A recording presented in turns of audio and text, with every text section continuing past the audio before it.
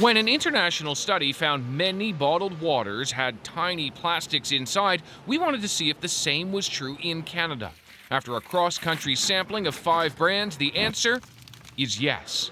The 50 bottles that we tested, 30 of them, we were able to identify that there was plastic. The majority of them. The plastic pieces are tiny. Though there is no legal limit or safety standard, plastics are known to absorb certain toxins.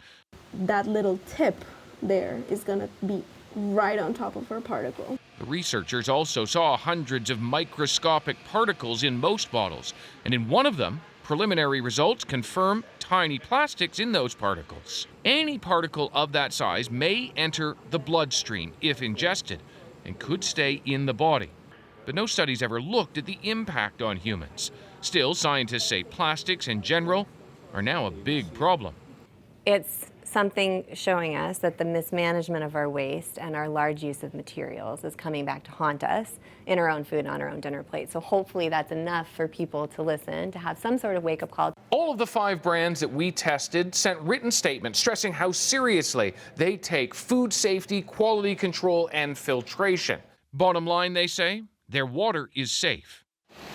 Nearly all the plastic ever produced is still somewhere on this planet, including throughout the Great Garbage Patch, now twice the size of Texas, and known to kill fish who ingest it.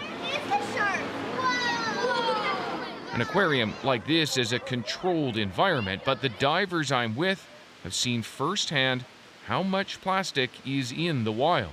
You ever seen plastic in the water? I have. Unfortunately, even in the most remote places that you think you're far away from all the land of all the populations, you will still find plastics, unfortunately. In 30 years, it's projected there'll be more plastic than fish in the oceans.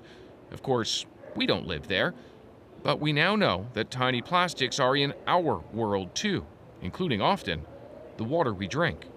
David Common, CBC News, Toronto.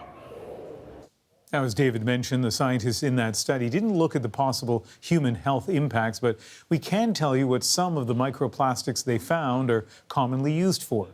PET is widely used in food containers and plastic bottles, as well as industrial molds, even thermal insulation.